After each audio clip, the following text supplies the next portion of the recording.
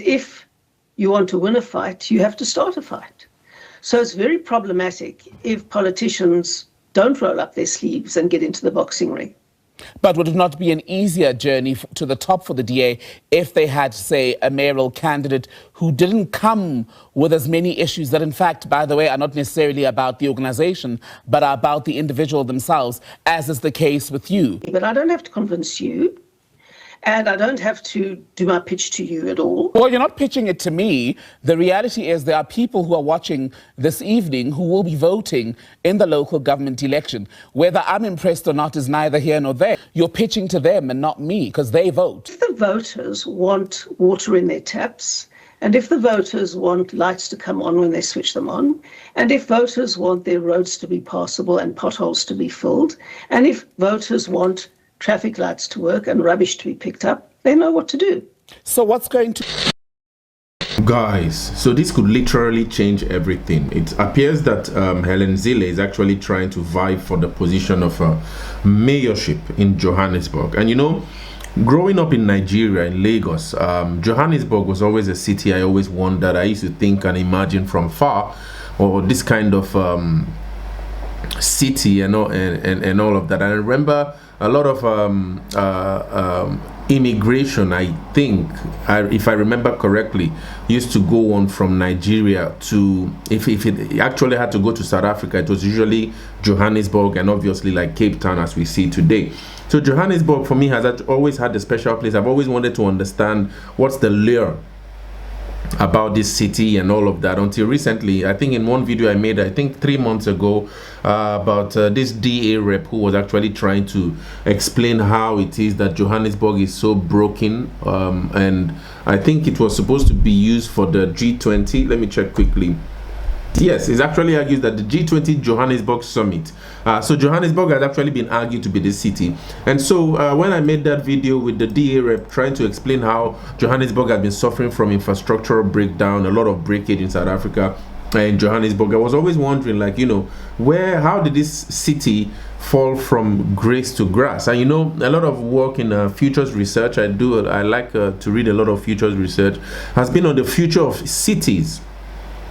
Cities play a huge role now in the evolution of Africa, especially by the Africa 2063 vision, the future Africa the future we want, all right? And cities play a crucial role. In fact, Bill Gates recently even came to argue that, I think he argued that Lagos is going to be poised to be a biggest city in Africa. Or anyway, so this investors, one of the first things they look at, especially when they try to think about a place to invest, is a city. So cities are really important. And Johannesburg, just to give a few facts before going into Helen Zille's message. In this video, Helen Zille is actually arguing that she wants to get into the boxing ring, that she has been passive for quite so long, and she wants to see if she can. She's kind of like almost like a preliminary pitching for what she would change if she becomes the mayor of Johannesburg. And one of the things anyway she always argues is that she's going to get things done. This has actually been classic Helen Zille ever since I started studying her.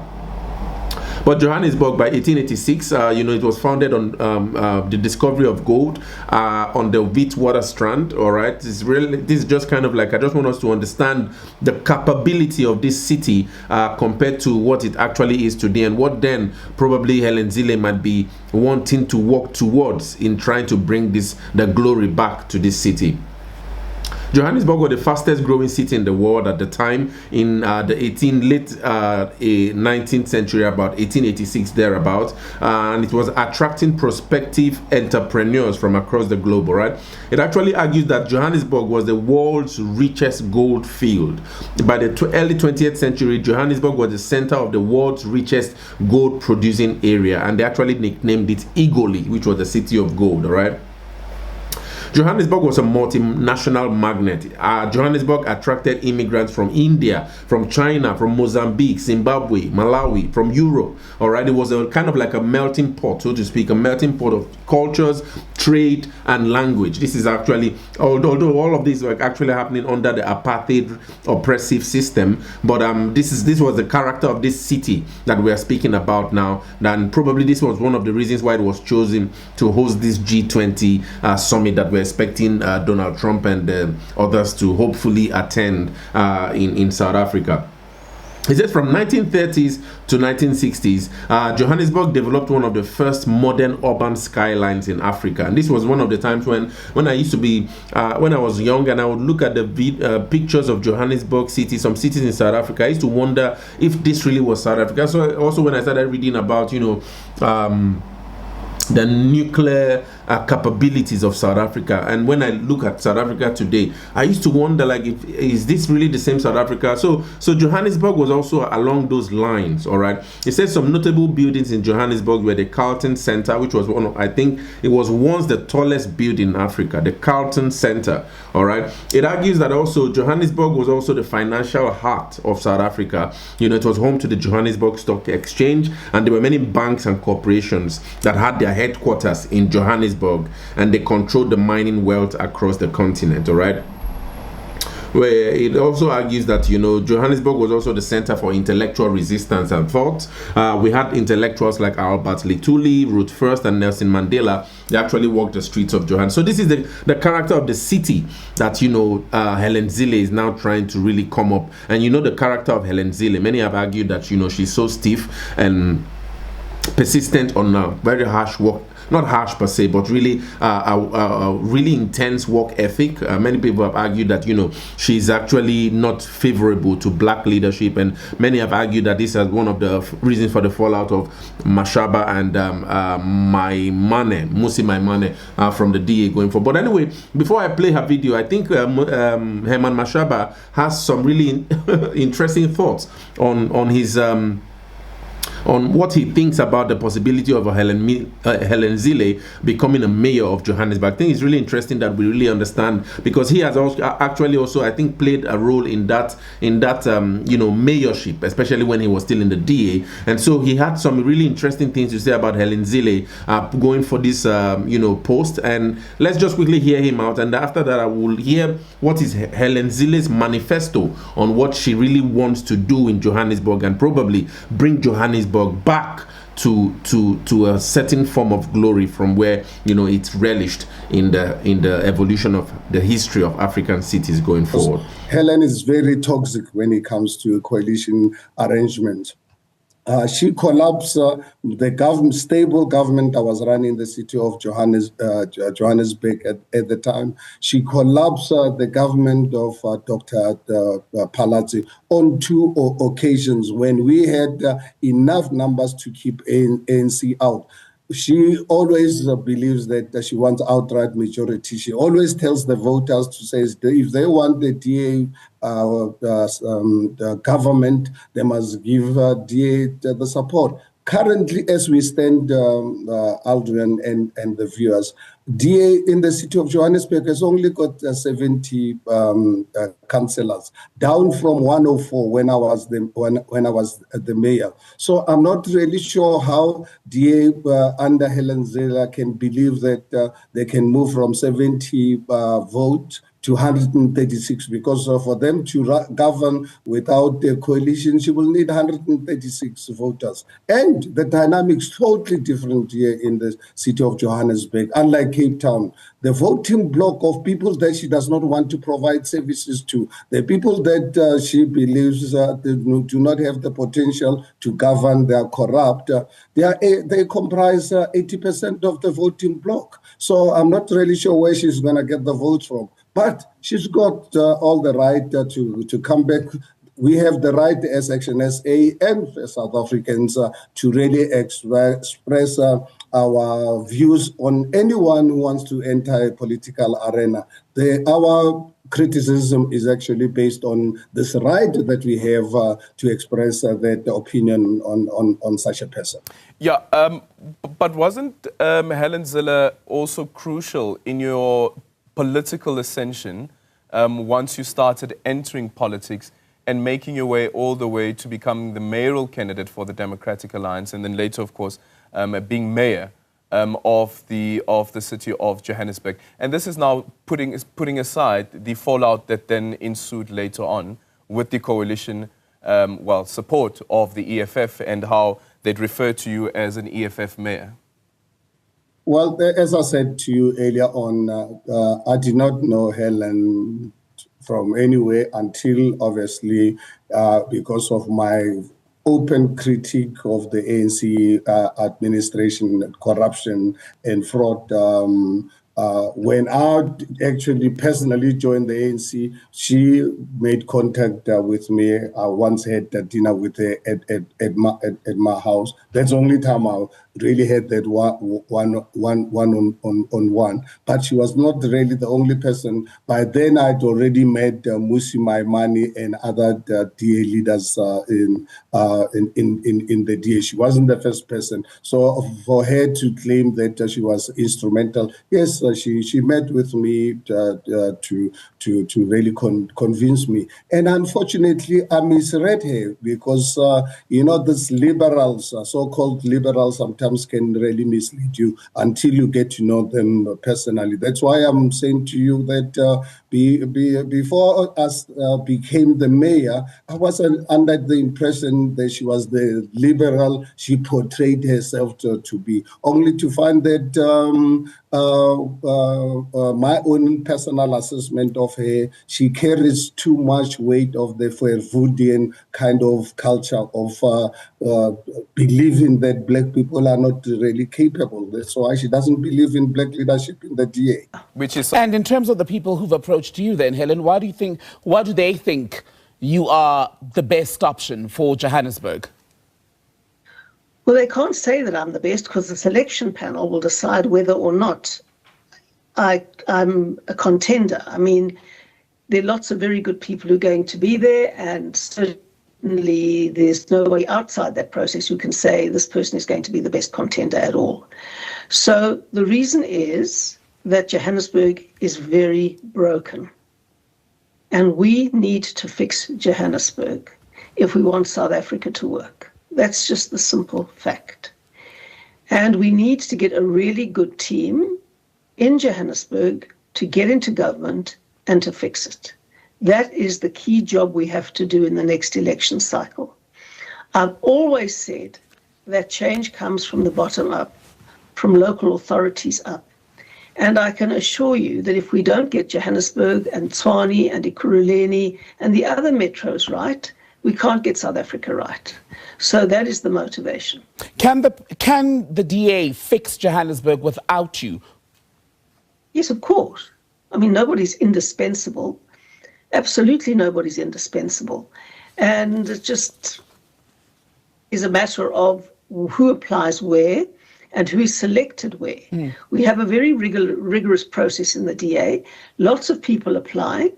Then the first step is a screening panel, and you have to achieve a number of criteria in terms of screening to go through to the next level. And then if you go through to the next level, you have to do a major presentation to the panel, and then you have questions on your presentation, and then you have unseen questions in 6 different categories. And those are very challenging. So, it's a process. The challenge in some of the analysis when it comes to you, Helen, considering being the candidate for the DA for Johannesburg Mayor, is that you come with a history. That history is polarizing, as I'm sure you've seen, even in the reactions. Do you not worry that the noise around you and, quite frankly, the outright dislike, even among the parties in council, in an era of coalition politics, might not be the best way for the DA campaign to run, that it might work against the organization's campaign for next year's election? Well, I've been amazed at how positive the response has been. I thought the response would be far more negative. And it is very encouraging to me how positive the response has been if you look on all the polls, on all the discussion groupings. And of course, in politics, you want to gear up for a fight. It's well known that in politics, if you want to win an election, you have to win a fight. And if you want to win a fight, you have to start a fight. So it's very problematic if politicians don't roll up their sleeves and get into the boxing ring. But would it not be an easier journey to the top for the DA if they had, say, a mayoral candidate who didn't come with as many issues that, in fact, by the way, are not necessarily about the organization, but are about the individual themselves, as is the case with you? Well, one of the things I have got is having run coalitions successfully. The other thing that I've got is having started the process of turning around Cape Town and then turning around the Western Cape. So those are all of the things that come with me, but I don't have to convince you, and I don't have to do my pitch to you at all, because A, you aren't going to be there, and B, I don't think that anybody outside the process can understand the issues that have to be addressed. Well, you're not pitching it to me. The reality is there are people who are watching this evening who will be voting in the local government election. Whether I'm impressed or not is neither here nor there. It's not about me, it's about the people who are listening, who are undecided, especially at a time where you know that no one has had, in at least 2 successive elections, an outright majority in the local government election. So you're pitching to them and not me, because they vote, not just the federal council. I'm not pitching to anybody at the moment because I haven't decided to run yet. And if I do decide to run, the first pitch I'm going to have to make is to the selection panel. And if I happen to be amongst all the contenders the successful candidate, then I will pitch to the voters and they can make up their mind. But if the voters want water in their taps, and if the voters want lights to come on when they switch them on, and if voters want their roads to be passable and potholes to be filled, and if voters want traffic lights to work and rubbish to be picked up, they know what to do. So what's going to clinch it for you? Because you say you're undecided. Well, what's going to clinch it for me is the toss-up between different pressures. Number one, I love Joburg. I was born in Joburg. I think I have unfinished business in Joburg.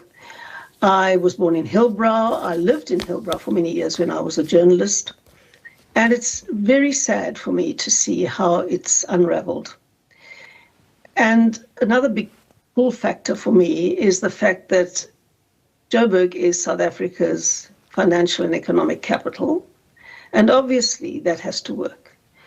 No one is going to invest in a place where there's no water on several days, where there are such big potholes in the road that they are largely impassable, where there are no street lights, where crime is escalating, and where rubbish is all over the place, and where you can't get electricity reliably. I mean, nobody's going to invest in a place like that.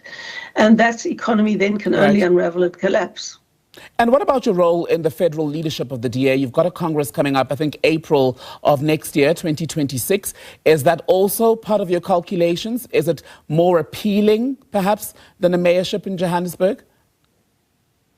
Well, it would be a lot easier than the mayorship in Johannesburg to stay where I am and to run again for chair of federal council. I'm pretty much on top of this job now, and it's become a routine for me, which is not a bad thing. I like challenges. I like big challenges. And Joburg seems to be a very big challenge. So I've got to decide whether I want to have a peaceful life or a challenging life. And then the candidate selection process has to decide whether I'm the right candidate or not. Does it matter to you which comes first then between the two, the election or the federal Congress, in terms of where your fate will lie, let's say in the next 12 months? Well, by that time I will have had to obviously make up my mind, and so will the selection panel have sat.